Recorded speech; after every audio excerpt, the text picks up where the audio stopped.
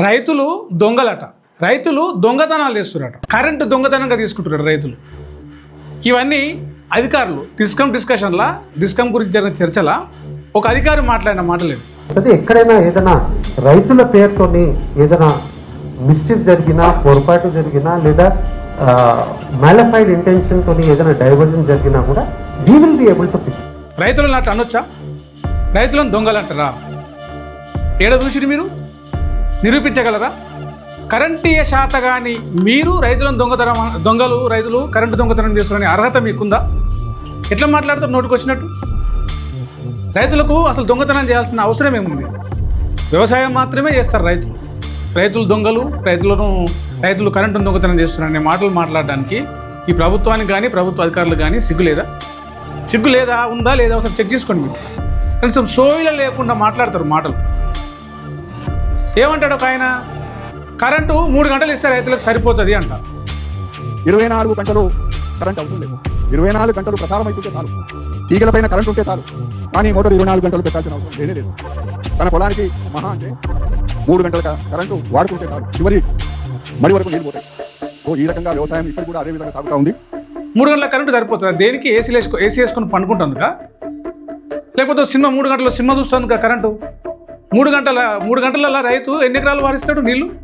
ఆ నీళ్ళు పారే ఎంత వాడుతుంది? బోర్లలో నీళ్ళు ఎట్లా వస్తున్నాయి? నిండుగా పోస్తేనే 2 ఎకరాలు 3 ఎకరాలు వాడుతుంది. 3 గంటల్లో 4 ఎకరాలు 5 ఎకరాలు ఉన్నాడు ఎట్లా వారిస్తాడు? ఊరికి అంతే ఆ నీళ్ళు, చివరి మడి దాకా నీళ్ళు అందుతాయి 3 గంటలలో. కోదండరెడ్డి గారు, మీరు ఏం మాట్లాడతారో, ఏం సోయని మాట్లాడతారో, ఏం తెలిసి మాట్లాడతారో, ఏం తెలియక మాట్లాడతారో తెలియదు. ఇంకా ఈయన అంటాడు, తోలు ముఖ్యమంత్రి రేవంత్ రెడ్డి అసలు రైతులకు ఉచిత కరెంట్ ఇయనే ఇవ్వద్దు అంటాడు. తెలంగాణలో 95% రైతులు 3 ఎకరాల లోపున్న చిన్న సన్నకారు రైతులు. 3 ఎకరాల లోపల ఉంటే 1 ఎకరాకు నీళ్లు పారించాలి అంటే 1 గంట చాలు. 3 ఎకరాలకు నీళ్లు పట్టాలి. ఫుల్ 3 ఎకరాలు వ్యవసాయం చేస్తే రైతుకు 3 గంటలు చాలు. టోటల్ 8 గంటలు సరిపోతుంది.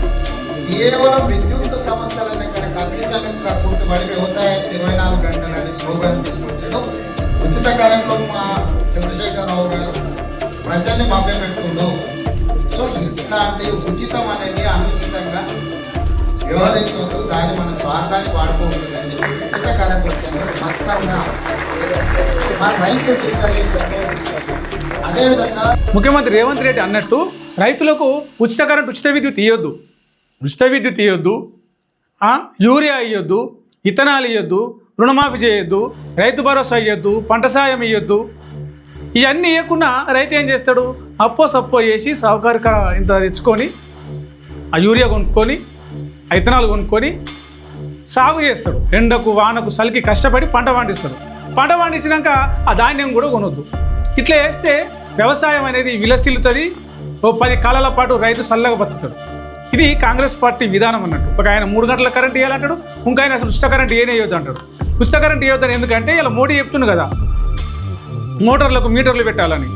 అది ముందలేస్తేందుకు ఉచిత కరెంట్ ఇవ్వద్దు అంటాడు. కాంగ్రెస్ వస్తే ఉచిత కరెంట్ ఇస్తాం, రైతులకి నీళ్ళు ఇస్తాం, అన్ని ఇస్తాం, ఇంత పొడుగు మేము ఇచ్చేస్తామని చెప్పేసి మాట్లాడేది కదా. ఉచిత కరెంట్ ఇవ్వద్దు అనే మాట ఎట్లా వచ్చింది అసలు నోటకెళ్ళి రేవంత్ రెడ్డి గారికి? ఎట్లా వస్తుంది అంటే మోడీ సంకల్పం వచ్చింది కాబట్టి ఆ మాట వస్తున్నది. మోడీ చెప్పినట్టు వినాలి. వినకపోతే ఏమవుతుంది? సార్లు తీసుకొని లోపడేస్తారు. ఆ ఓటుకున్నట్టు కేసు ఉంది కదా, ఆ ఫైల్ టేబుల్ కింద ఉంది. ఇప్పుడు ఈయన చెప్పినట్టు వినకపోతే ఈయన ఇష్టం వచ్చినట్టు వేస్తే టేబుల్ కింద ఉన్న ఫైల్ తీసి టేబుల్ మీదకి వస్తుంది, ఫైల్ ఓపెన్ అవుతుంది. నడిపిడి అన్నాడు అంటారు. అందుకే బడే బాయ్ ఎట్లా ఆడిపిస్తే చోటే బాయ్ అట్లా ఆడుతున్నాడు. చంద్రబాబు నాయుడు ఉన్న రోజులు, ఆయన ముఖ్యమంత్రి ఉండి ఉమ్మడి రాష్ట్రంలో ఉన్న రోజులు హైటెక్ సిటీ అని, కంప్యూటర్ అని మొత్తం వ్యవసాయాన్ని ఎక్కడికక్కడ నాశనం చేసి పడేసారు. ఇప్పుడు మళ్ళీ రేవంత్ రెడ్డి వచ్చినాక గది చంద్రబాబు కాలంలో వ్యవసాయాన్ని ఎట్లా చేసారో అట్లా చేస్తారు. సరే, ఏ పార్టీలోనా కానీ రైతును మంచిగా చూసుకుంటే రైతే గుర్తుపెట్టుకుంటాడు, రైతే మళ్ళీ ఓట్లు వేస్తాడు. రైతును యూరియా కాడ చెప్పులకు క్యూ లైన్లో నిలబెడతారు. ఎండకు వానకు ధాన్యం కొనమని వాళ్ళు కాళ్ళేళ్ళ పడుతున్నా కూడా ధాన్యం కొనరు. మళ్ళీ ఇప్పుడు 3 గంటల కరెంటు చాలు, ఉచిత కరెంట్ ఇవ్వద్దు, రైతులు కరెంట్ ఎత్తుకోబోతున్నారు, దొంగలు అంటారా? మీరు కరెంటు చక్కగిస్తే రైతులు ఎందుకు కరెంటు దొంగతనం చేస్తారు? నిరూపించగలరా? ఏందన్నా నిరూపిస్తే మరి ఎందుకు చర్యలు తీసుకోలేదు? ఉత్తగా మీరు తప్పించుకోవడానికి, మీరు మోటార్లకు మీటర్లు పెడతాందుకు ఏదో ఒక సాకు చూపి రైతును దొంగం చేస్తారా? తింటలేరా? అన్నం తింటలేదా కడుపుకి? అన్నమే తింటున్నారు కదా, అన్నమో చపాతీలో పూరీలో తింటున్నారు కదా. అవన్నీ రైతు పండించిన పంటలకెళ్ళి వచ్చినాయి. ఆ జొన్నలు, గోధుమలు, బియ్యం అవి తినుకుంటే రైతును దొంగ అంటారా మీరు? కనీసం సిగ్గు, శరం, మానం, మర్యాద, ఇజ్జత్ ఏమన్నా ఉండాలి.